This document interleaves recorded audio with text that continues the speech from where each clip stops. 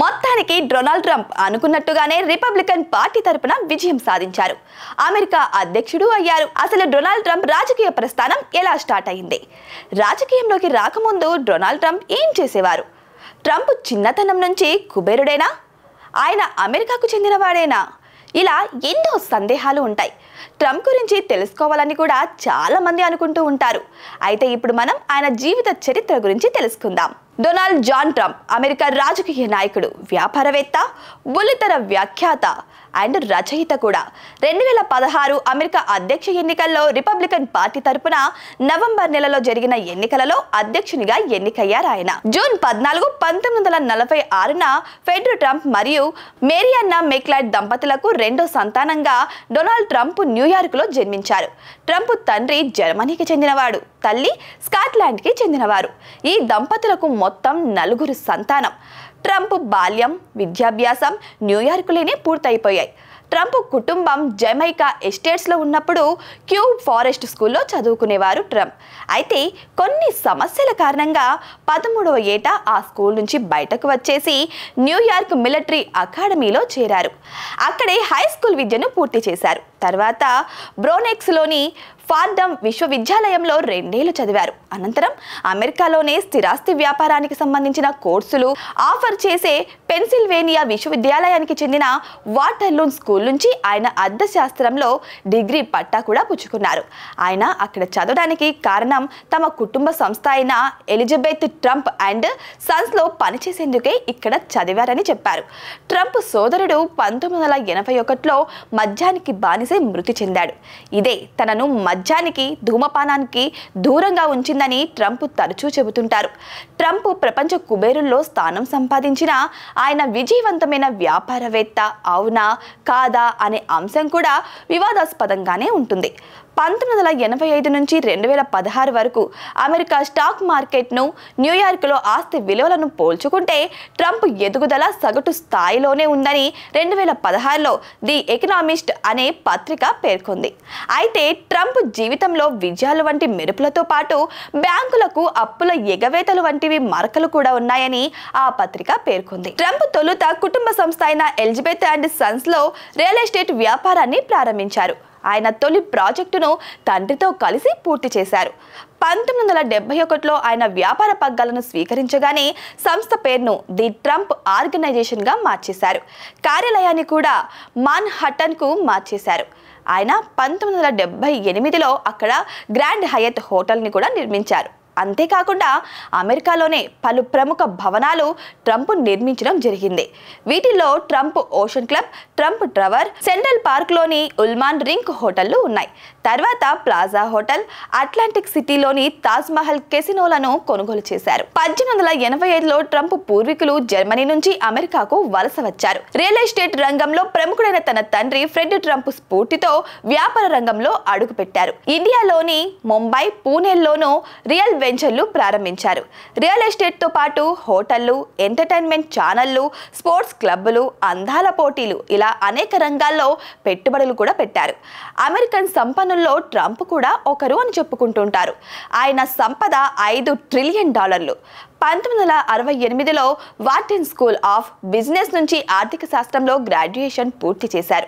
ఆ తర్వాత ట్రంప్ గ్రూపుతో పాటు ట్రంప్ ఎంటర్టైన్మెంట్ అండ్ రిసార్ట్స్ సంస్థకు ఆయన CEO కూడా నియమితులయ్యారు. ట్రంప్ వ్యక్తిగతంగా ఎప్పుడూ దివాలా ప్రకటించలేదు. కానీ ఆయన హోటల్, కెసినో వ్యాపారాలు దాదాపు 6 సార్లు దివాలా తీశాయి. వాస్తవానికి ఇవి దివాలాలు కాదు. అక్కడ దివాలా చట్టంలోని చాప్టర్ 11లోని లొసుగులు వాడుకుంటూ వ్యాపారాలు చేయడం అన్నమాట. ఈ విషయాన్ని 2011లో న్యూస్ వీక్ పత్రికతో మాట్లాడుతూ ట్రంప్ వెల్లడించారు. నేను దివాలా చట్టాలతో ఆడుకుంటాను, అవి నాకు ఎప్పుడూ మంచి చేశాయి అని నాడు ట్రంప్ ఆ పత్రికతో అనడం జరిగింది. మరో సందర్భంలో ట్రంప్ మాట్లాడుతూ, నేను దేశంలోని చట్టాలను వాడుకుంటాను, చట్టాలన్నీ ఉపయోగించుకొని బ్యాంకులతో బేరాలాడి అద్భుతమైన డీల్స్ కుదుర్చుకుంటాను. ఇది వ్యక్తిగతమైంది కాదు, కేవలం వ్యాపారంలో భాగమే అన్నారు. తర్వాతి కాలంలో ట్రంప్ తన పేరు, ఫోటోకి కూడా లైసెన్సులు పొందారు. తర్వాత ట్రంప్ ఫుట్బాల్ లీగ్లు, సైక్లింగ్లు వంటి వాటికి స్పాన్సర్ గా కూడా వ్యవహరించారు. నిత్యం వివాదాలను ఇష్టపడే ట్రంప్ ట్రంప్ మైక్ టైసన్ ఓ యువతిని గర్భవతిని చేసిన కేసుపై వివాదాస్పద వ్యాఖ్యలు చేశారు. ఈ కేసు బూటకమని ఆయన వ్యాఖ్యానించారు. అలా అయితే చాలా మంది మహిళలు టైసన్ ను బలత్కరించారు అని టైసన్ కి సపోర్ట్ చేసి మాట్లాడారు ఆయన. టైసన్ ను విడుదల చేసి పోటీలో పాల్గొనేలా అనుమతి ఇవ్వాలని డిమాండ్ చేశారు. కానీ అప్పట్లో టైసన్ కు 6 ఏళ్ల జైలు శిక్ష పడింది. పెరోల్ పై వచ్చిన టైసన్ కెరీర్ ను ట్రంప్ తో స్నేహాన్ని కొనసాగించారు. ట్రంప్ కేవలం క్రీడలనే కాదు, అందాల పోటీలను కూడా అద్భుతంగా ప్రమోట్ చేశారు. 1996 నుంచి 2015 వరకు Miss Universal, Miss USA, Miss Teen USA పోటీలను ఆయన ప్రమోట్ చేశారు. ఎక్కువ సార్లు మిస్ వరల్డ్, మిస్ యూనివర్సల్ పోటీలను ప్రమోట్ చేసిన వ్యక్తిగా ఆయన ఘనత సాధించారు. 2006 మిస్ అమెరికా కిరీట విజేత 2006న మిస్ అమెరికా కిరీట విజేత తారా కొకైన్ వాడిందని తెలిసినా ఆమెను విజేతగా కొనసాగించాలనే ట్రంప్ నిర్ణయం తీసుకొని విమర్శల పాలయ్యారు. ఈ పోటీ పక్షపాతంతో కొనసాగిందని పోటీలో పాల్గొన్న యువతి ఆరోపించింది. ఆమెపై కేసు వేసి ట్రంప్ $5 మిలియన్ రాబట్టారు. 2015లో ఎన్బీసీలో వాటాలు కొనుగోలు చేసి తానే మిస్ యూనివర్స్ ఆర్గనైజేషన్ కు యజమానిని అని ప్రకటించారు. అది కాస్త వివాదాస్పదమై కూర్చుంది. దీంతో కొన్నాళ్లకే దానిలోని వాటాలను విక్రయించేశారు ఆయన.